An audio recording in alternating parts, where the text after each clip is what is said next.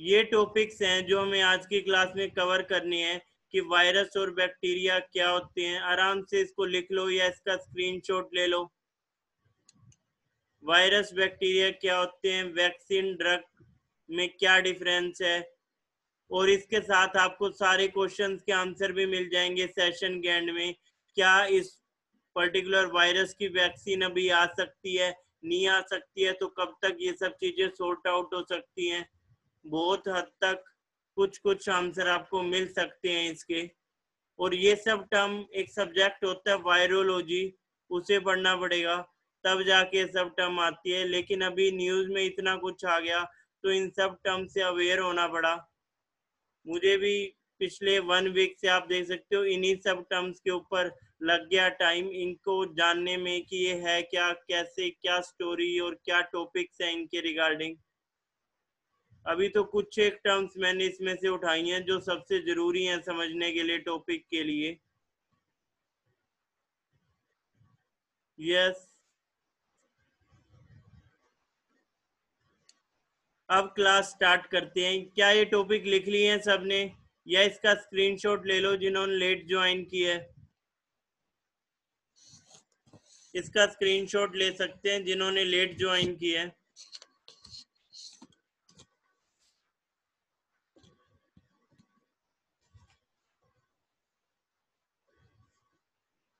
लिख चुके हैं सब लोग? डन। ठीक है, नेक्स्ट टॉपिक की तरफ बढ़ते हैं और आज का फर्स्ट टॉपिक लिखते हैं हम। ये तो थे आपके क्या क्या आज आपने पढ़ना है। अब सबसे पहले अगर हम फर्स्ट टॉपिक की बात करें तो फर्स्ट टॉपिक है वायरस के रिगार्डिंग ही। हमें इस पर्टिकुलर वायरस ही नहीं, ओवरऑल भी इनको समझना है हमने, वायरस को और बैक्टीरिया को। और इसके लिए हेल्प मिली है मुझे class 11-12 biology NCERT book. NCERT book में क्लियरली ये मेंशन है, सिंपली आप समझ सकते हो 4.5, या मैं इसको एग्जैक्ट हिंदी में बता देता हूँ, 450 करोड़ साल पहले अर्थ क्रिएटेड। अब हमारी अर्थ, ये टोटल इसकी मैं बात करूं, 450 करोड़ साल पहले अर्थ बनी थी। और 450 करोड़ साल की मैं बात करूं उस समय अर्थ कैसे बनी थी, तो उसके पीछे साइंटिस्ट की 3-4 थ्योरीज हैं और वो यूनिवर्स के टॉपिक में कर सकते हैं डिस्कस। अभी के लिए आपको हिंट है, गैस जायंट क्लाउड था और उसके रिगार्डिंग वो सारी स्टोरी है। पर अभी के लिए खुद को रोकते हैं, बस ये पॉइंट याद रखते हैं क्योंकि समझने के लिए है। लेकिन अर्थ पे लाइफ सबसे पहले शुरू हो रही है इसके 100 करोड़ साल बाद, यानी 350 करोड़ ईयर्स, यहां से लाइफ शुरू होगी।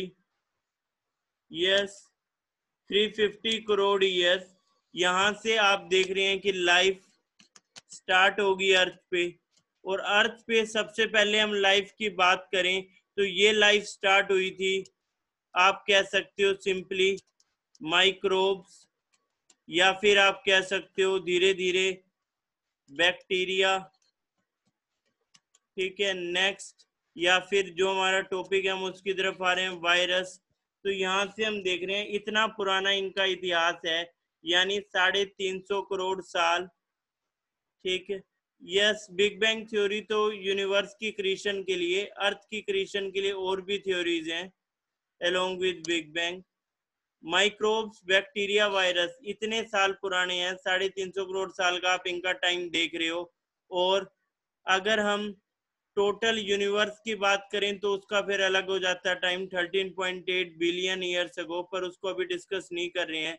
लेकिन इंसान की बात करें तो इंसान का इतिहास आप सिंपली समझ सकते हो। अगर इंसान के लिए आपको 3 पॉइंट क्लियर होने चाहिए। फर्स्ट आपको लिखना है होमो इरेक्टस। होमो इरेक्टस के बाद आया था होमो सेपियंस, और होमो सेपियंस के बाद हम देख रहे हैं, या फिर आप इससे भी पहले का अगर हिंट लेने लगो तो होमो हैबिलिस, होमो हैबिलिस सबसे पहले आया, फिर होमो इरेक्टस, फिर होमो सेपियंस। होमो सेपियंस को आप मॉडर्न मैन या वाइज मैन आप कह सकते हो। वाइज मैन यानी समझदार, जो इंसान के पास दिमाग ज्यादा आया वो इसी समय में आया। और 14,000 ईयर्स एगो हमने एग्रीकल्चर में आप कह सकते हो डेवलपमेंट, या फिर आप ये कह सकते हो कि एग्रीकल्चर की स्टार्टिंग हो गई थी, एग्रीकल्चर स्टार्टेड। और अगर हम बात करें अर्बन सिविलाइजेशंस की, तो वो शुरू हुई 5 से 6 हजार साल पहले, अर्बन सिविलाइजेशन। तो इंसान की आप बात करो, इंसान का पीरियड आप देख रहे हो कोई बहुत बड़ा पीरियड नहीं है एज कंपेयर टू, अगर हम देखने लगे किंग को, यानी बैक्टीरिया और वायरस को देखें, ये अर्थ पे कितने टाइम से हैं। और अगर हम इंसान को देखने लगे तो इंसान 14,000 साल से एग्रीकल्चर सीखा, 5 से 6 हजार साल पहले से अर्बन सिविलाइजेशन है। और मॉडर्न ह्यूमन को आप जनरली समझने लगो तो आप ऐसे समझ सकते हो, modern human 1.6 lakhs years ago बना था। Modern human 1.6 lakhs years ago बना था। आज का जो आप इंसान देख रहे हो 1.6 लाख ईयर्स एगो।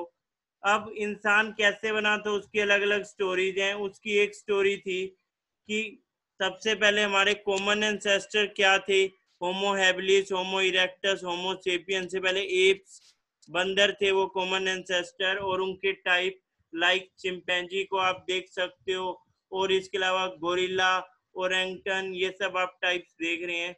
लेकिन इन्हीं में से एक टाइप आप देख रहे हैं ऑस्ट्रेलॉइड्स की, और भी 2-3 टाइप हैं, वो कन्वर्ट हुई और वो बाइपेडलिज्म की तरफ आई। बाइपेडलिज्म,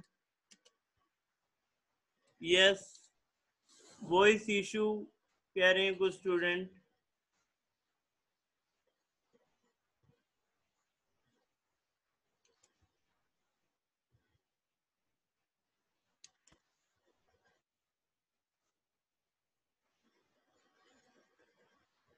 यस,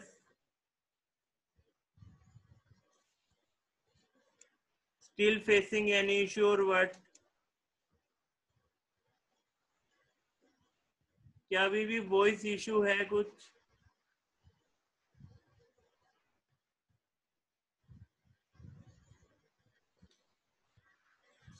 ठीक है, वहीं से डिस्कस करते हैं। बाइपेडलिज्म का मतलब था कि इंसान 2 पैरों पे चलने लगा। अब इससे आगे का कंसेप्ट क्या था, इसे आप सिंपली ये समझ सकते हैं कि जब आप इस चीज को देख रहे हैं कि ये पूरी इंसान की cycle modern human 1.6 lakh years ago ही है, लेकिन वायरस बैक्टीरिया ये कितने पुराने हैं, 350 करोड़ ईयर्स एगो। यानी सिंपल सा पॉइंट, जब से इंसान हंटर गैदरर बना तब से वो कांटेक्ट में आ रहा है वायरस और बैक्टीरिया के। क्या ये पॉइंट क्लियर हुआ? बैक्टीरिया, माइक्रोब्स, वायरस की जो हम बात कर रहे हैं, बैक्टीरिया वायरस का टोटल हिस्ट्री इतना बड़ा है अर्थ के ऊपर, और ह्यूमंस का हिस्ट्री आप देख रहे हो कितना। लेकिन इसमें एक पॉइंट ये भी है कि इसको बताने का मीनिंग क्या है, कि हम समझ पाए कि ये पूरा केस है क्या, और क्या ये फर्स्ट टाइम है, या फिर ओवरऑल दिन रात हम देखें वायरस के रिगार्डिंग कैसे हम लोग इन चीजों के कांटेक्ट में है। जनरली किसी को फ्लू हो रहा है, जुकाम की आप बात करो, खांसी, तो उसका भी एक रीजन क्या है, वायरस ही है। इंसान के डीएनए में देखो तो 8% क्या, वायरस। अब ये सब कंसेप्ट तो आपको एटलीस्ट समझ आ रहा होगा, क्या लिंक बनाने की कोशिश कर रहे हैं। लेकिन वायरस एग्जैक्टली होता क्या है और क्या मीनिंग है इससे, उस चीज को भी समझेंगे। इस पर्टिकुलर पॉइंट में कोई डाउट, कैसे ह्यूमन के डेवलपमेंट की स्टेजेस, और वायरस बैक्टीरिया कितने पुराने हैं। और ह्यूमंस की हम बात करें, ह्यूमंस का हम टोटल ईयर्स में देखें तो बहुत कम है वो, as compare to bacteria and virus. क्या ये पॉइंट क्लियर है? यस, ये पॉइंट क्लियर है। तो इसके रिगार्डिंग और डिस्कस करते हैं और आगे बढ़ते हैं इस टॉपिक के ऊपर। नेक्स्ट आपका पॉइंट क्या रहेगा, अभी आपने एक पॉइंट और समझना है, इसको देखते हैं। सिंपली अगर मैं बात करूं, जो हम ये सब देख रहे थे, आपने एक पॉइंट के ऊपर देखा होगा कि यहाँ एक मूवी का नेम मैं लिखता हूं, उससे भी समझ सकते हैं हम। War of the world, Tom cruise की ये मूवी है। क्या ये मूवी किसी ने देखी है, War of the World? Yes, क्या किसी ने मूवी देखी है War of the World? Yes, no? Science fiction movie है ये। इस मूवी में सबसे अच्छी चीज क्या दिखाई गई थी, जिसके बारे में मैंने लिखा भी था ये इस क्लास के, उसके साथ ही इस मूवी का जो एंडिंग डायलॉग था उसको लिखा हुआ था। उस मूवी में ये बताया गया था कि दूसरे प्लेनेट से कुछ स्पीशीज आ रही हैं और अर्थ पे अटैक कर रही थी, ह्यूमंस को खत्म करना चाह रही थी। और उनके स्पेसशिप में जब तक वो लोग थे, वो उस टाइम तक वो लोग एक तरह से सेफ रहे। लेकिन जब उनका स्पेसशिप डिस्ट्रॉय हो गया और वो बाहर निकले, 3-4 दिन तक वो सबको मारते रहे। लेकिन कुछ दिनों के बाद, यानी सेकंड या फोर्थ डे तक की, 2 से 4 दिन में वो खुद ही मर गए। जब वो खुद मर गए तो समझ नहीं आया मूवी के एंड में कुछ लोगों को, ये अपने आप कैसे मर गए। लेकिन पता चला कि हमारी अर्थ को बने जो इतना टाइम हुआ है, वो अर्थ पे आए इतने टाइम, जब वो स्पेसशिप से बाहर निकले, अर्थ की हवा में रहे, यहाँ के वातावरण में, तो उन्हें इन वायरसेस की, बैक्टीरिया की आदत ही नहीं थी। वायरस और बैक्टीरिया का रीजन था, उस रीजन की वजह से उन स्पीशीज की, यानी उन एलियंस की डेथ हो गई थी। यही इस war of the world movie में बनाया है। यस, वॉइस का इशू अभी भी कुछ स्टूडेंट कह रहे हैं, वॉइस का इशू।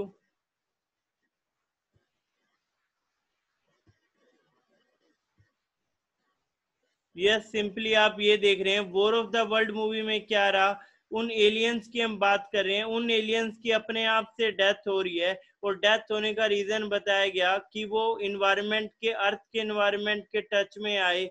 उस टच की वजह से, जब हम देख रहे हैं उस टच की वजह से जो वायरस बैक्टीरिया से उनका कांटेक्ट हुआ और वो सरवाइव नहीं कर पाए। अब वो सरवाइव क्यों नहीं कर पाए? क्योंकि उनकी इम्यूनिटी क्या थी, उनके पास ये इम्यूनिटी थी नहीं, जो इम्यूनिटी हम ह्यूमंस में डेवलप हुई धीरे धीरे करके।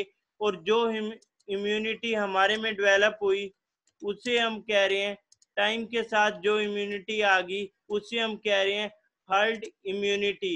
Immunity we earn from our ancestors. ये इम्यूनिटी हमारे एंसेस्टर से हमें मिली। वो इतनी बीमारियों से लड़े और लड़ते लड़ते हमारे शरीर को, हमारी बॉडी को इस तरह से बना गए कि उनमें से बहुत सी बीमारियों से अब ह्यूमंस को इफेक्ट नहीं हो रहा है और हम उनसे लड़ पा रहे हैं। तो इस चीज को कह रहे हैं हर्ड इम्यूनिटी। आज का न्यूज किसने देखा? आज की न्यूज में आपने देखा होगा, आज की न्यूज में आप देख रहे हो लॉकडाउन बहुत जगहों पे ढील दी गई है। 3-4 कंट्रीज का आपने देखा है, फ्रांस का उसमें था, इटली के रिगार्डिंग, और भी कुछ कंट्रीज हैं। धीरे धीरे लॉकडाउन में अब ये ढील क्यों दे रहे हैं? कुछ लोगों को समझ आ रहा है, कुछ को समझ नहीं आ रहा है। कुछ कह रहे हैं जब कम केसेस थे तब लॉकडाउन लगा दिया, ज्यादा में ये कर रहे हैं। तो वो वही लोग हैं, उनकी सोच भी लिमिटेड ही है, सब कुछ सोच के चल रहा है। अभी क्यों आप सोच रहे हैं कि लॉकडाउन में डील क्यों दी हुई है, क्या उसके पीछे रीजन है?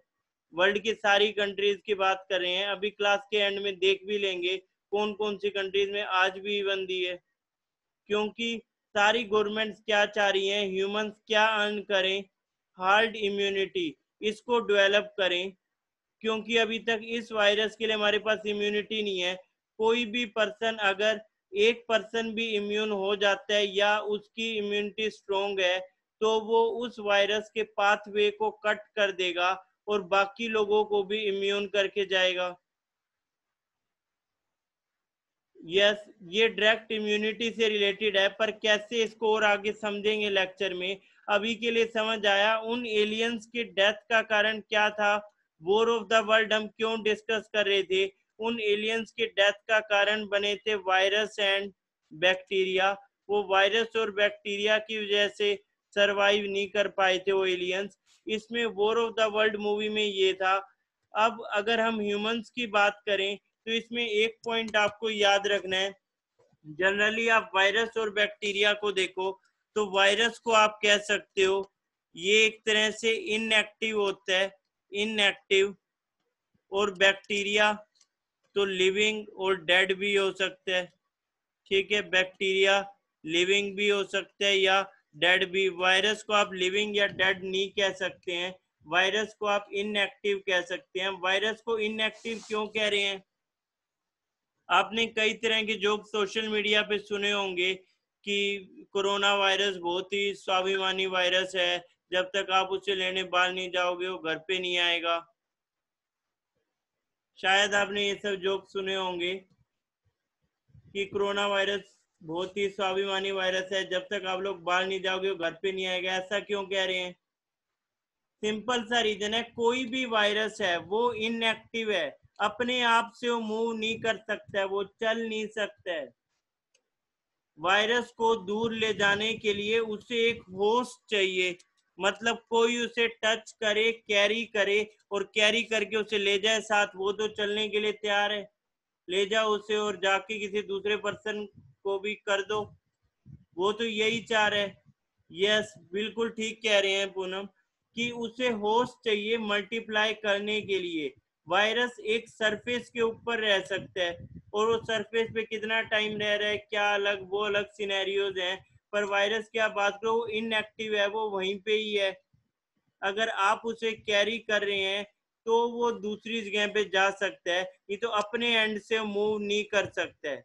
तो क्या ये पॉइंट क्लियर हुआ? वायरस के केस में आप देख रहे हैं इनएक्टिव, और आप बैक्टीरिया के केस में देख रहे हैं लिविंग। यस, यस, कैसे मल्टीप्लाई होगा, क्या प्रोसीजर है, उस सब को भी डिस्कस करना है। अभी तक इसमें कोई डाउट है तो बताएं। Any doubt in this one? Virus bacteria में एक पहला डिफरेंस पता चला। ठीक है, नेक्स्ट पॉइंट, अगर हम वायरस की बात करें, वायरस को हिंदी में जैसे विषाणु कह रहे हैं, बैक्टीरिया को जीवाणु कह रहे हैं। और इन वायरसेस की टोटल 16 लाख स्पीशीज हैं वर्ल्ड में, 16 लाख स्पीशीज इन वर्ल्ड। और 8.5 लाख डेंजरस, इन 16.5 में से 8.5 लाख डेंजरस है ह्यूमंस के लिए, डेंजरस फॉर ह्यूमंस। ठीक है, और बाकी की इतनी नहीं। जितने भी आप पुराने के पेंडेमिक्स भी देखोगे, अभी डिस्कस करेंगे पेंडेमिक।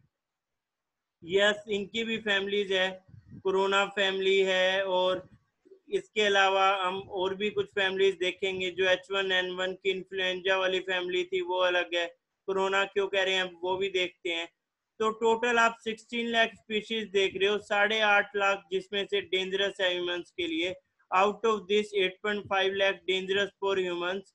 और जो वायरस से जनरली हम दिन रात इंटरेक्ट करते ही हैं वायरस से, पर कुछ वायरस ज्यादा आप कह सकते हो डेंजरस हैं और कुछ इतने डेंजरस नहीं होते हैं। अब इस वायरस को क्यों इतना कह रहे हैं उसे भी डिस्कस करेंगे। वायरस और बैक्टीरिया में एक मेजर डिफरेंस क्लियर हुआ। वायरस क्या है? इनएक्टिव है, इसको एक होस्ट चाहिए कैरी करने के लिए। यह सार्स के पॉइंट के ऊपर, मर्स, इन सब के ऊपर आएंगे, अभी तो बेसिक डिस्कस कर रहे हैं। बैक्टीरिया एक लिविंग या डेड हो सकता है, ये पॉइंट क्लियर है। अब नेक्स्ट आते हैं अब इस वायरस के ऊपर कि ये वायरस होता क्या है, या फिर किसको जनरली वायरस कह रहे हैं, वायरस वर्ड बना कैसे, क्या इसके लिए पॉइंट है। तो सिंपली आप लिखोगे, इसमें एक पॉइंट आप लिख सकते हो, virus are small particle of, virus are small particle of, small particle of genetic, virus are small particles of genetic material.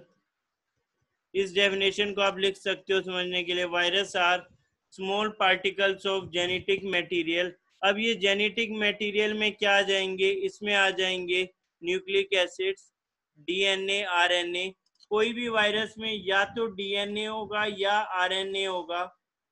Virus are small particles of genetic material either DNA or RNA that are surrounded by protein coat that are surrounded by protein coat। Yes, जो corona virus है वो RNA है, ठीक है, उसके लिए RNA आप देख रहे हो। नेक्स्ट लिखते हैं। क्या ये पॉइंट क्लियर हुआ? इतने तक कोई डाउट? कि वायरस को आपको बताया है वायरस इनएक्टिव है, उसे एक होस्ट चाहिए कैरी करने के लिए। टोटल इतनी स्पीशीज हैं और इतनी स्पीशीज डेंजरस है ह्यूमंस के लिए, ठीक है। Virus are small particle of genetic material either DNA or RNA that are surrounded by protein coat. Any doubt? Yes, यहाँ तक कोई भी डाउट किसी को?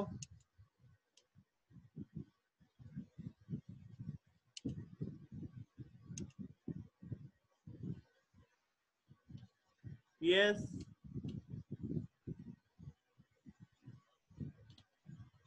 Any doubt in this one?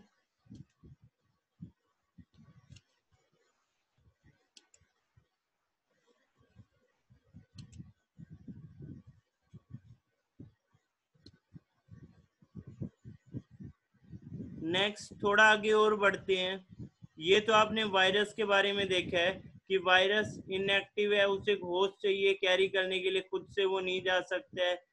16 lakh species हैं जिसमें से आधी 8.5 लाख डेंजरस है ह्यूमंस के लिए। बैक्टीरिया की हम बात करें, मोस्टली बैक्टीरिया यूजफुल होते हैं, पर कुछ एक बैक्टीरिया डेंजरस भी हैं, जैसे टीबी के लिए बैक्टीरिया जो है उसने सबसे ज्यादा ह्यूमंस को मारा है, तो वो तो अलग पॉइंट हो जाएगा। पर यहाँ वायरस के ऊपर डिस्कस कर रहे हैं। अब वायरस में आपको बताया या डीएनए हो सकता है आरएनए, जो कि सराउंड होगा प्रोटीन कोड से। नेक्स्ट थोड़ा थोड़ा आगे और बढ़ते हैं इसमें। अब नेक्स्ट पॉइंट लिखते हैं। अगर मैं बात करूं इसकी कोरोना वायरस, ठीक है, कोरोना वायरस या फिर नोवेल कोरोना वायरस, या जिसे कह रहे थे शॉर्ट में nCoV 2019, nCoV 2019, novel corona virus nCoV 2019, ठीक है। या फिर आप इसे कह सकते हैं सेकंड कोरोना वायरस भी, पर अभी के लिए ये नेम लिखते हैं नोवेल कोरोना वायरस। अभी क्वेश्चन है इसे कोरोना क्यों कह रहे हैं? क्या कोरोना का मतलब कोई रोड पर ना निकले इसलिए कह रहे हैं? इसे पता था यही मतलब निकलना है मेरा, पहले इसने अपना नाम रख लिया कोरोना।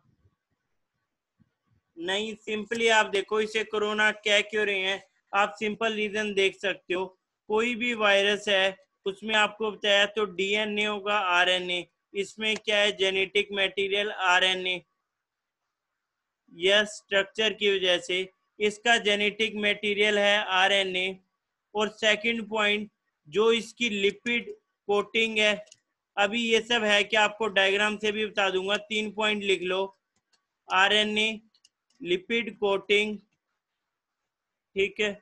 और थर्ड आप लिखेंगे स्पाइक प्रोटीन, स्पाइक प्रोटीन। ये 3 चीजें लिख लो, RNA, lipid coating, spike protein.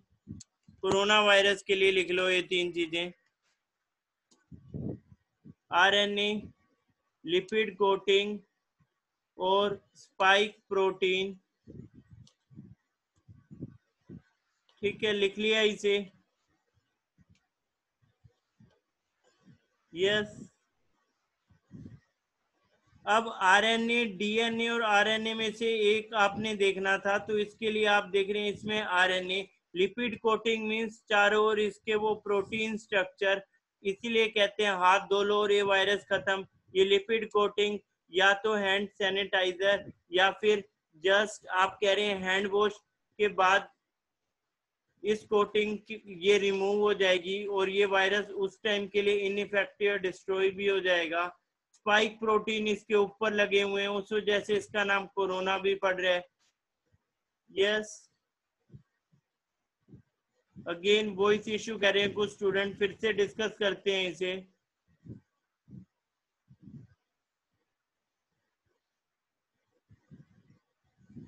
Yes, इसे डायग्राम से देखते हैं।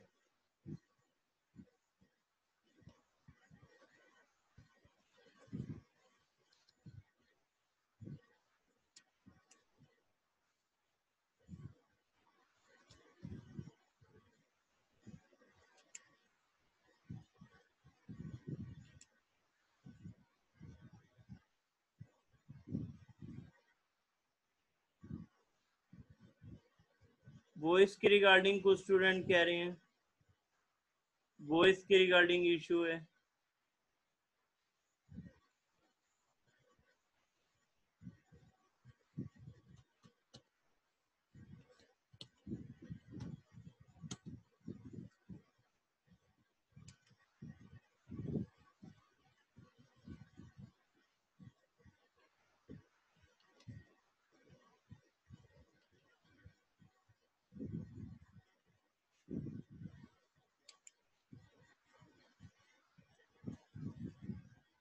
यस, इस शीट से डिस्कस करते हैं, यहाँ से आपको और क्लियर हो जाएगा जो भी स्ट्रक्चर अभी तक समझा है।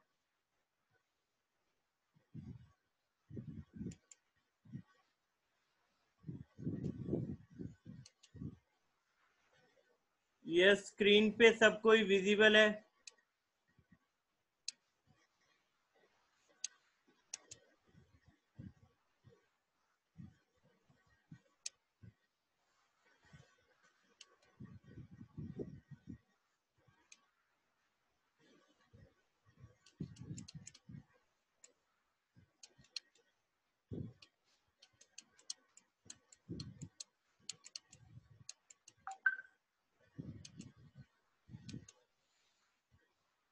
यस, अभी के लिए स्क्रीन पे देखें, क्या ये विजिबल है सबको? कोरोना वायरस का जो पीडीएफ है आपके सामने।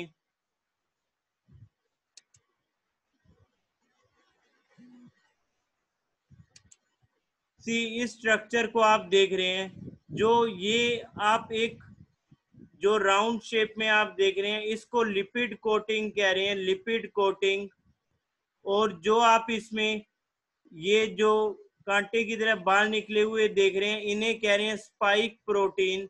अब इनको माइक्रोस्कोप में डिटेल में जब देखा गया तो इस तरह से लगा कि जैसे एक क्राउन हो, तो वहां से नेम बना कोरोना, क्राउन की तरह ये लगे। इन्हें आप देखो तो इस तरह से लग रहे थे जैसे ये क्राउन हो, तो वहां से ये नेम पड़ा कोरोना। तो ये आप देख रहे हो किस तरह से, ये आप लिपिड कोटिंग देख रहे हो। इधर जो है ये आपकी लिपिड कोटिंग, मैं लिख देता हूं इसे। ये तो होगी आपकी लिपिड कोटिंग। और इसके अलावा ये आप देख रहे हैं, ये है ये spike protein, spike protein, spike protein. इसी की वजह से नेम पड़ा कोरोना, क्योंकि जब माइक्रोस्कोपिक व्यू से देखा तो इसमें इस तरह से लग रहा था कि जैसे एक क्राउन की शेप में ये है, तो इसलिए ये नेम पड़ा कोरोना। यहाँ से क्या ये 3 पॉइंट अब क्लियर हो गए? तो आपने देखा कोरोना वायरस में 3 चीजें आपने देखी हैं। एक आपने देखा आरएनए, आरएनए का ये वायरस है, डीएनए इसमें आप नहीं कह रहे हो। सेकंड, जो लिपिड कोटिंग है, उससे बचने के लिए हैंड वॉश कर लेते हैं, या फिर इसको इनएक्टिव या डिस्ट्रॉय करने के लिए सिंपली सैनिटाइजर या हैंड वॉश, लिपिड कोटिंग। और तीसरा पॉइंट क्या है? Spike protein. स्पाइक प्रोटीन के ऊपर अभी मैंने टिक किया है। इन 3 पॉइंट में कोई डाउट हो तो बताओ। आरएनए इसमें विजिबल नहीं है, इसके अंदर है वो structure. Yes, any doubt in this one? RNA, lipid coating and spike protein. Yes, बिल्कुल स्पाइक प्रोटीन ही हेल्प करेगा उसे एंटर करने के लिए होस्ट सेल में। वो पॉइंट अभी डिस्कस करेंगे। कोई डाउट यहां तक? यस, कोई भी डाउट यहां तक?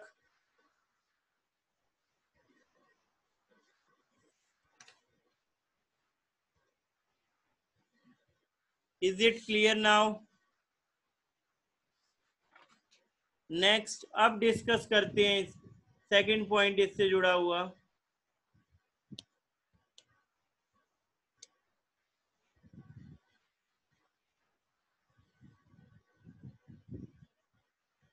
कोरोना वायरस की जब आप बात करो, ये भी जो फैमिली इसके लिए आप देख रहे हो, कोरोना वायरस 1, कोरोना वायरस 2, उसको भी डिस्कस करना है। जो इसकी इलनेस है उसके सिम्टम कॉमन फ्लू जैसे हैं। कॉमन फ्लू जैसे सिम्टम्स की आप बात करें तो उसका एग्जांपल क्या? उसका एग्जांपल हो जाएगा जैसे आप देख रहे हैं कफ, और उसके अलावा ये SARS भी अभी पढ़ेंगे हम, उसमें तो रेस्पिरेटरी इशू होगा, पर हाई फीवर और बाकी सारे सिम्टम्स फ्लू वाले ही हैं इसमें भी। और भी इसके एग्जांपल हैं। SARS जो अभी डिस्कस कर रहे थे, सीवियर एक्यूट रेस्पिरेटरी सिंड्रोम, ये पॉइंट आप देख रहे थे। SARS severe acute respiratory syndrome, severe acute respiratory syndrome. MERS भी, इसे भी वायरस की तरह हमने पढ़ना है, इसके लिए भी लिखेंगे, पर अभी आप SARS पढ़ रहे हो, severe acute respiratory syndrome. Next point इसमें डिस्कस करते हैं। ये तो कोरोना वायरस के रिगार्डिंग ये आप देख रहे हो कि क्या क्या सिम्टम्स है इसके, फीवर, कफ, ब्रीथिंग प्रॉब्लम, और एक तरह से pneumonia, severe acute respiratory syndrome, SARS। Yes, asymptomatic को अभी डिस्कस करते हैं। एसिम्टोमेटिक एक स्टूडेंट ने पूछा है, इसको अभी डिस्कस कर लेते हैं। एसिम्टोमेटिक का मतलब है ये वायरस बहुत ही बदमाश वायरस है, बिल्कुल भी शरीफ नहीं है। ये मींस ये वायरस किसी के अंदर चला गया तो फर्स्ट 2 वीक्स में, 10 से 14 दिन में तो पता ही नहीं चलता है कि उसको ये वायरस उसके अंदर एंटर हो चुका है। उसको कहते हैं एसिम्टोमेटिक, मतलब इसके सिम्टम्स पहले विजिबल नहीं है। जब तक ये लोगों में फैल चुका होगा उसके बाद पता चलेगा कि इसको तो ये वायरस था। तो इसी वजह से वायरस ज्यादा डेंजरस भी है, क्योंकि ये एसिम्टोमेटिक है। इसके सिम्टम्स इजीली आइडेंटिफाई, या इसके सिम्टम्स को पहले 10 से 14 दिन में आइडेंटिफाई कर ही नहीं सकते हैं, तो ये वर्ड यूज होता है एसिम्टोमेटिक। यस, कोई डाउट किसी को इस एसिम्टोमेटिक में? जो इससे पहले वाला कोरोना वायरस था वो एसिम्टोमेटिक नहीं था, वो शरीफ सा वायरस था, सीधा सीधा था। वो जिसको होता था पता चल गया, और जिसको पता लगता था उसको उसी टाइम हॉस्पिटल में उसका डायग्नोसिस शुरू हो जाता था, तो वो ज्यादा लोगों में फैला नहीं पाता था। इस वायरस के साथ सबसे बड़ी प्रॉब्लम यही है कि ये एसिम्टोमेटिक है। Is it clear now? Asymptomatic का मीनिंग क्लियर हुआ? नेक्स्ट आगे बढ़ते हैं, अब इसमें थोड़ा और डिस्कस करते हैं। नेक्स्ट पॉइंट इसमें क्या रहेगा? सी, अगर आप सिंपली इसमें इस वायरस के रिगार्डिंग देखो, इसमें पॉइंट लिखा हुआ था R नोट। R नोट का मीनिंग क्या होता है? इस R नोट पॉइंट को समझो, इसके बारे में लिखो थोड़ा। R नोट को आप सिंपली समझोगे, रिप्रोडक्शन नंबर वायरस का क्या है, कितने लोगों में ट्रांसमिट हो सकता है ये। Reproduction number in virus, reproduction number in virus. इस वायरस के केस में ये नंबर 1.5 से तो आप इसे समझ सकते हो जनरली, और ये 3.5 या 4 तक है, 1.5 to 3.5। R नोट का मतलब है reproduction number. Yes, R note का मतलब है रिप्रोडक्शन नंबर। फैलने का डर भी आप समझ सकते हो, बिल्कुल सही। ठीक है, ठीक कह रहे हैं प्रदीप कि रिप्रोडक्शन नंबर है ये 1.5 to 3.5 है इसके केस में, R नोट की जब आप बात कर रहे हो। तो कोरोना वायरस का R नोट तो ये है। इसके अलावा आपको एक वर्ड बताया था, मोर्टेलिटी रेट। मोर्टेलिटी का मीनिंग क्या होता है किसी भी चीज में? मोर्टेलिटी का मीनिंग क्या होगा बताओ? आप हर चीज में पढ़ते हो। Infant mortality rate, mother mortality rate. Yes, एक तरह से आप क्या समझ सकते हो, डेथ रेट। ठीक है, मोर्टेलिटी रेट आप सिंपली क्या समझ सकते हैं, डेथ रेट, यानी कितने लोगों को ये, एक तरह से आप ये समझ सकते हो कि डेथ रेट इसके लिए कितना चल रहा है। अभी के लिए आप जनरली सोचो कितना ये चल रहा है डेथ रेट। और या इंडिया के कॉन्टेक्स्ट में हम देखें, आज सुबह मैं न्यूज देख रहा था तो इंडिया के लिए ये अभी है, मॉर्निंग की न्यूज के अकॉर्डिंग बता रहा हूँ, फिर से चेंज हो गया तो अलग, हेल्थ मिनिस्टर ने ये बताया था 3.3% मोर्टेलिटी रेट है, 3.3%। आर नोट का मीनिंग है रिप्रोडक्शन नंबर इन वायरस, यानी ये कितने लोगों में एक पर्सन के द्वारा फैलाया जा सकता है। 1.5 to 3.5 मीन्स जिसको है वो 3.5 यानी 4 लोग समझ लो, 4 लोगों को फैला सकता है। उन 4 में से फिर एक पर्सन, फिर वो और 4 को, और वो अगले 4 को। इसका मतलब है रिप्रोडक्शन नंबर, कितने लोगों में वो फैला सकता है, उसको आप सिंपली आर नोट कह सकते हैं। ठीक है, क्या ये पॉइंट क्लियर है? इसके अलावा एक वर्ड इसमें यूज होता है रिकवरी रेट। इंडिया के लिए रिकवरी रेट कितना है?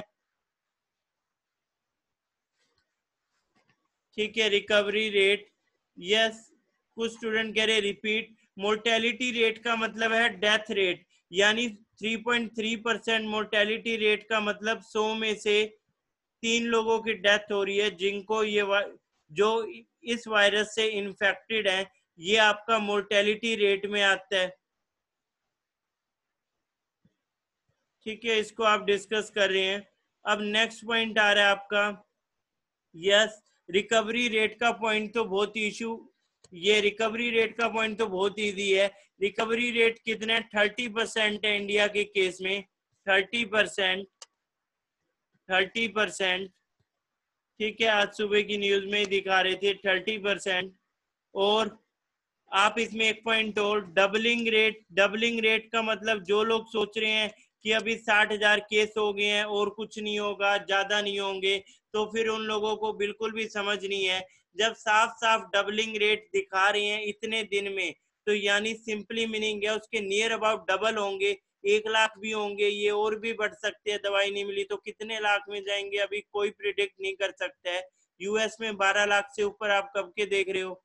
तो डबलिंग रेट अभी बढ़ के आज सुबह 12 डेज पे आ गया है, यानी आज से 12 दिन और देख लो, तब ये डाटा अगर आज 62,000 या 61 है, तो तब 1 लाख से अबव फॉर श्योर जा सकता है, अगर कोई मेडिसिन या फिर कोई वैक्सीन या ड्रग या फिर लोग अगर समझदार नहीं बने, तो ये इसी रेट में ये बढ़ेगा ये वायरस।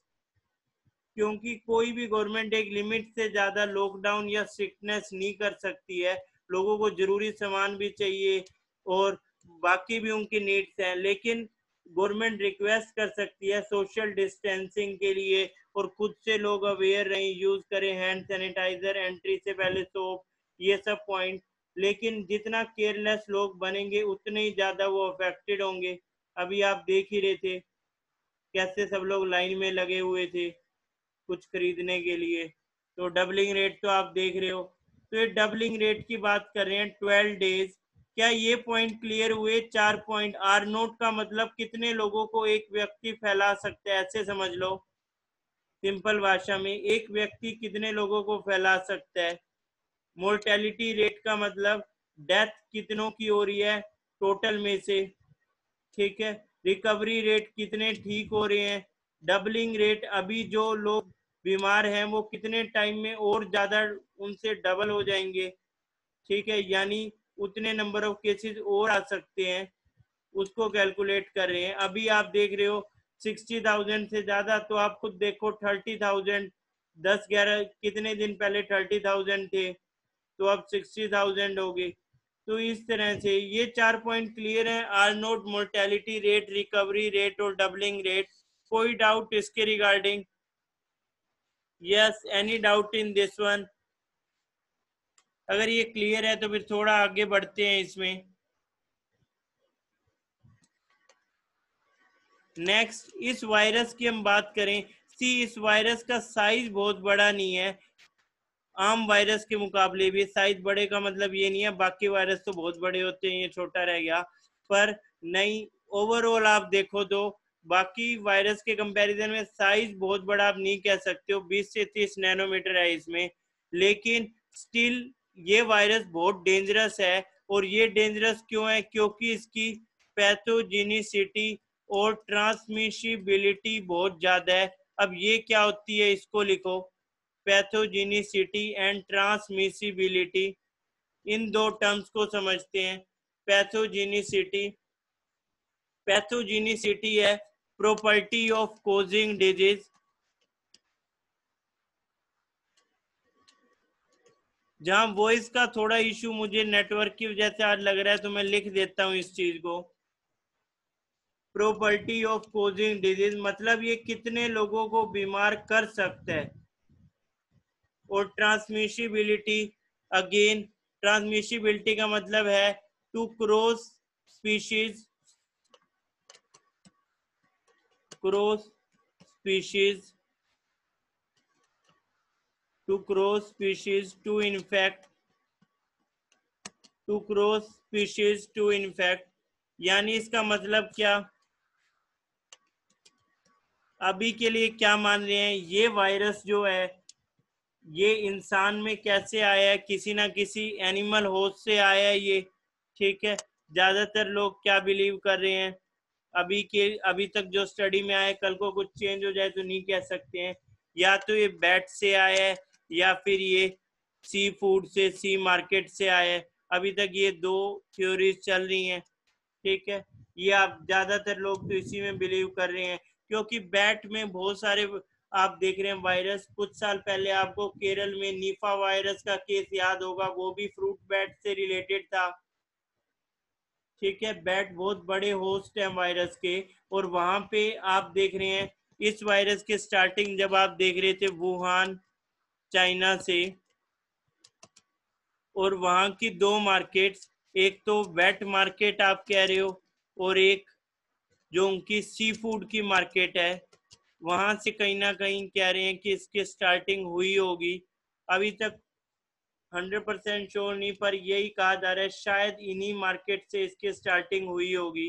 रीजन क्या बताया, रीजन का कि आप सिंपली देखो, सबसे बड़ा इशू क्या है, इंसान क्या चाह रहा है, इंसान ये चाहता है कि ओवरऑल गवर्नमेंट भी ये चाह रही है जीडीपी बढ़े, ठीक है, जीडीपी बढ़े। अब उसके लिए इजी सोर्स क्या मिल गया उन्हें, वो ये चाह रहे हैं कि चाइना में उन्हें एग्रीकल्चर में इन्वॉल्व ना होना पड़े, एग्रीकल्चर में वो इन्वॉल्व नहीं हो रहे हैं, और इन एनिमल्स को कंज्यूम कर रहे हैं। जंगली जानवर है, इनका कोई प्राइस, यानी बहुत सस्ते में इन्हें मिल गए, जंगल से इन्हें ले आए और इन्हें कंज्यूम करने लगे, इन्हें वो लोग खाने लगे, सब जंगली जानवरों को। स्पेशल इनकी मार्केट लग रही है, जिंदा मतलब आधे मरे हुए जानवर ये कह सकते हो, वहां पे ये लोग उसे बर्फ में वहां रखते हैं कि कोई लेने आया तो उसी के सामने ताजा मार के उसे दिया और वो उसे कंज्यूम कर लेगा, तो इसीलिए उसे वेट मार्केट भी कहते हैं। पानी बहुत यूज होता है, ठीक है। लैब से आई थ्योरी के ऊपर लास्ट में डिस्कस करेंगे, क्योंकि उससे पहले और भी काफी कुछ करने हैं डिस्कस, बहुत कम चांसेस है उस थ्योरी के, ठीक है। उसके लिए अभी और कुछ रिजल्ट चाहिए होंगे, फिर कुछ कह पाएंगे। तो इसमें क्या वेट मार्केट से क्यों लिंक कर रहे हैं, वेट क्यों कह रहे हैं उस मार्केट को, बहुत पानी का यूज होगा, बर्फ के बीच में रखेंगे कि ये सब जानवर सड़े ना, स्मेल ना आए, ये सब चीजें, तो इस वजह से वेट मार्केट उन सब मार्केट्स को बोलते हैं। और वो लोग इसे क्यों खा रहे हैं, क्योंकि ये बहुत सस्ता फूड है, और क्या इसके लिए लगेगा, आप खुद सोचो। एक किसान अगर गेहूं उगा रहे हैं इंडिया में, आप देख रहे हो तो किस तरह से उगा रहे हैं, कितना टाइम लगता है, ओवरऑल उसके रिगार्डिंग आप देखो कि उसे कितने तरह के चैलेंजेस आते हैं, कितनी तरह की पॉलिटिक्स होती हैं, अलग अलग पार्टीज के लिए, गवर्नमेंट के लिए चैलेंजेस हैं।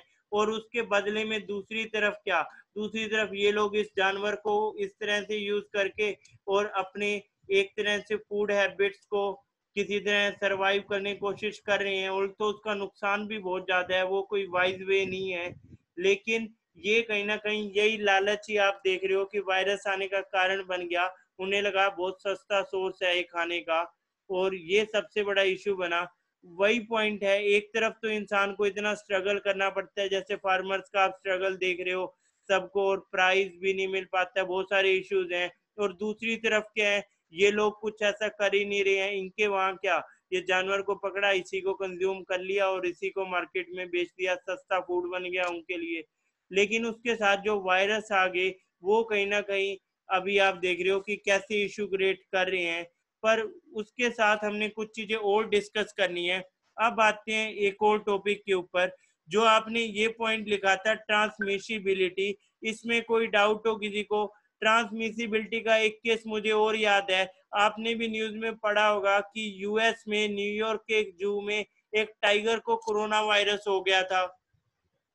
कमेंट करके बताओ अगर आपको केस याद है, एक टाइगर को कोरोना वायरस हुआ था। यस, नादिया नेम था एग्जैक्टली।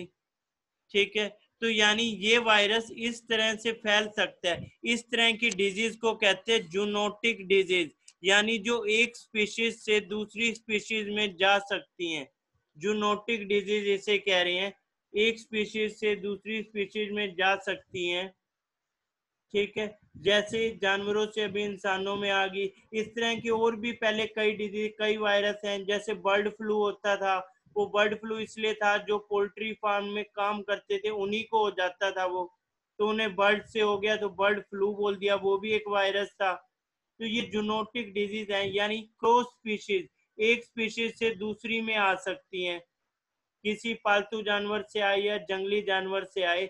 पर ज्यादा रीजन ये बता रहे हैं, जैसे कोरोना वायरस भी, कोरोना वायरस खुद से कभी नहीं आता, हम लोगों ने उसे इनवाइट कर दिया। हम लोग जंगलों की तरफ गए, जंगली जानवर लेके आए, जंगल काट रहे हैं और उनको खा रहे हैं, तो अपने आप उनके वायरस से भी हमारा इंटरेक्शन हो रहा है, जिसके लिए हम तैयार नहीं है। हमारी बॉडी अभी तक उसके लिए इम्यूनिटी तैयार नहीं करी है, लेकिन इंसान ने लालच में वो कर लिया, क्योंकि खेती उसने वो वहाँ कर नहीं रहे हैं, फार्मिंग वो कर नहीं रहे हैं, उन्हें सस्ता फूड ये लग रहा है। तो इस वजह से कहीं ना कहीं ये सब इशू तो बना। पर ये जूनोटिक डिजीज का वर्ड भी याद रखना। अब आते हैं कि ह्यूमंस में ये फैलता कैसे है, ह्यूमंस में इसकी एंट्री कैसे होती है, ह्यूमंस में इस वायरस की एंट्री कैसे होती है। सी, इस वायरस की एंट्री के लिए सिंपल सा पॉइंट है, किसी सरफेस के ऊपर ये वायरस है। ठीक है, एक सरफेस पे ये एक वायरस है, इस वायरस को, इस वायरस वाले सरफेस को टच कर लिया एक ह्यूमन ने। टच करने के बाद उसका जो हैंड है वो धीरे धीरे चला गया उसके माउथ, नोज, आईज के पास। माउथ के केस से समझ लेता हूं मैं सबसे इजी, माउथ के पास चला गया। अब वहां से ये वायरस थोड़े दिन जाके मजे से लंग्स में बैठ गया, खुश है बड़ा, यहाँ पे आराम से मजे हो गए, उसे सही लग रहा है, कभी पानी आ रहा है, कभी कुछ, बढ़िया से यहाँ एंजॉय कर रहा है, ये किसी को बताया भी नहीं इसने। और इस वजह से उस पर्सन को कफ वगैरह हो रही है, उस वजह से बाकी लोगों को भी हो सकता है जिसने मास्क नहीं लगाया। उस पर्सन के लिए मास्क लगाना बहुत जरूरी है, जिसको इसका ये आप कहो कि कहीं ना कहीं उसको सिम्टम्स दिखें, लेकिन जनरली भी लगा रहे हैं तो हमारे लिए यूजफुल है। यस, सब कुछ है, कभी पिज्जा, कोल्ड ड्रिंक सब एंजॉय कर रहे हैं वहां पे। लेकिन धीरे धीरे क्या हुआ, ये वायरस पहले, हाँ, लंग्स के पास चलो पहुंच गया, मतलब थ्रोट से आगे निकल गया, गले तक था, तब तक एंजॉय कर रहा था। जब ये वहां पहुंच गया तो इसका पहला इंटरेक्शन सेल से होगा। अब सेल से जब इस वायरस का इंटरेक्शन हो रहा है, ये सेल के पास गया ये वायरस, अब सेल के पास जा रहा है, तो इस वायरस में क्या, इस वायरस में देख रहे हो स्पाइक प्रोटीन निकले हुए हैं, सींग निकले हुए हैं इसके ये। ठीक है, ये आप सीधे सीधे आप देख रहे हो। यस, हाँ बिल्कुल, वो पॉइंट है कितने दिन उसमें रह रहे हैं। मैं जनरल एक स्टोरी फॉर्म में बता रहा हूँ सिंपली, कि आपको पता चल जाए कि बेसिक है क्या इसमें। ठीक है, तो ये उस सेल के पास गया ये वायरस। जब उस सेल के पास ये वायरस जा रहा है तो सिंपली आप समझ सकते हो, ये उस सेल में ACE2 रिसेप्टर होता है, ACE2 रिसेप्टर, उससे चिपक जाएगा। ठीक है, उससे चिपक जाएगा ये ACE2 रिसेप्टर से, सेल का रिसेप्टर है ये ACE2 रिसेप्टर, और उससे चिपक के ये आप फिर समझ सकते हो, जो इसका स्पाइक प्रोटीन उसमें चला गया, ACE2 रिसेप्टर में इस वायरस का स्पाइक प्रोटीन चला गया, स्पाइक प्रोटीन। ठीक है, एंटर इन दिस, ये आप सिंपली समझ सकते हो, स्पाइक प्रोटीन इसमें चला गया। अब जब ये स्पाइक प्रोटीन इसमें चला गया तो फिर यहाँ से क्या होगा, फिर ये अपना आरएनए जो है इसका वो धीरे धीरे ये ट्रांसफर कर देगा। एक तरह से आप ये समझ सकते हो कि इसका आरएनए बाहर आ जाएगा और इसका आरएनए सेल में जाएगा और सेल में जाके सेल को कहेगा कि उसकी कॉपी बनाओ। सेल उसकी कॉपी बनाने लगेगा, वो कहेगा ठीक है ओके बॉस बना देता हूँ अभी, और धीरे धीरे ये उस सेल को हाईजैक कर लेगा। जैसे आप देखते हो कि टेररिस्ट हाईजैक कर लेते हैं प्लेन को, ये सेल को हाईजैक कर लेगा। ठीक है, सेल को ये हाईजैक कर लेगा और सेल को हाईजैक करने के बाद ये अपनी मल्टीपल कॉपीज बना लेगा इधर। ठीक है, ये अपनी मल्टीपल कॉपीज बना लेगा ये वायरस, और ये मल्टीपल कॉपीज बनती जाएंगी और धीरे धीरे ये उस सेल को ही मार देगा, उस सेल को ये मार देगा।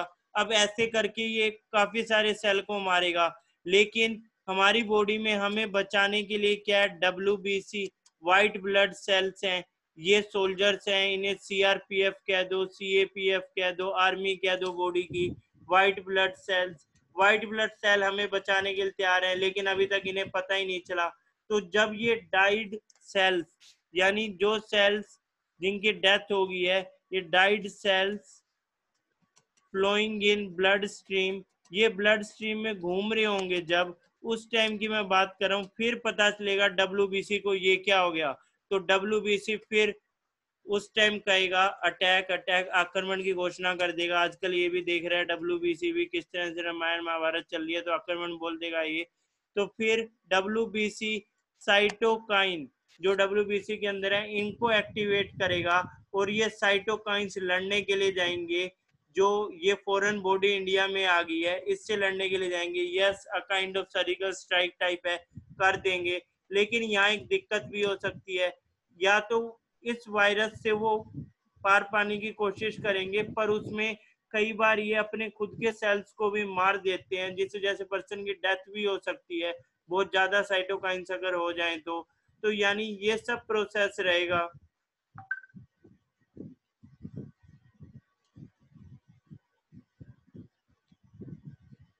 यस, कोई डाउट इसके रिगार्डिंग, इसके रिगार्डिंग कोई डाउट अभी तक जो बताया कि कैसे बॉडी हमारी रेजिस्ट करती है, क्या इशू है, एनी डाउट? यस, यहाँ तक का पॉइंट क्लियर हुआ सबको? ठीक है, नेक्स्ट पॉइंट की तरफ आते हैं। अब नेक्स्ट पॉइंट क्या है, अब आप इसको समझोगे। थोड़ा आगे और बढ़ते हैं। अब इस वायरस का जब फर्स्ट केस आया, लेकिन उस फर्स्ट केस के साथ ही हमें ये पता चला कुछ लोगों को ज्यादा दिक्कत इस वायरस से, कुछ को कम।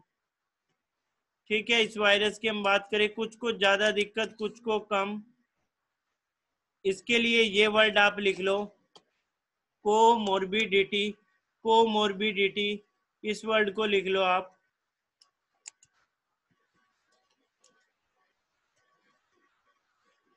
कोमोर्बिडिटी, कोमोर्बिडिटी का मतलब क्या है? इसका मतलब है अगर किसी पर्सन को पहले से हाई बीपी की प्रॉब्लम है, टीबी की प्रॉब्लम है, तो उसको सिम्टम्स और उसको ज्यादा इशू होगा रेदर देन कोई और पर्सन जिसकी इम्यूनिटी अच्छी है। तो इसको आप सिंपली ऐसे लिख सकते हो, प्रेजेंस ऑफ वन और मोर, प्रेजेंस ऑफ वन और मोर additional conditions with primary condition, with primary condition। ये आप देख रहे हो, प्रेजेंस ऑफ वन और मोर additional condition with primary condition, ये आ जाएगा आपका कोमोर्बिडिटी। ठीक है, तो यानी कोमोर्बिडिटी के हिसाब से कुछ लोगों को ज्यादा दिक्कत होगी इससे और कुछ लोगों को कम दिक्कत होगी। तो ये कोमोर्बिडिटी का पॉइंट तब आएगा जब पहला केस आएगा इस वायरस का। पर अभी केस भी इस वायरस का है, अब इससे लड़े कैसे, क्या तरीका हो इसके लिए? तो इसके लिए हमें करना पड़ेगा जीनोम सीक्वेंस। अगर इसके लिए हमें वैक्सीन और ड्रग तैयार करनी है तो जीनोम सीक्वेंस करना पड़ेगा। जीनोम सीक्वेंस होता क्या है इसको समझते हैं, इसके बारे में लिखोगे प्रोसेस ऑफ डिटरमाइनिंग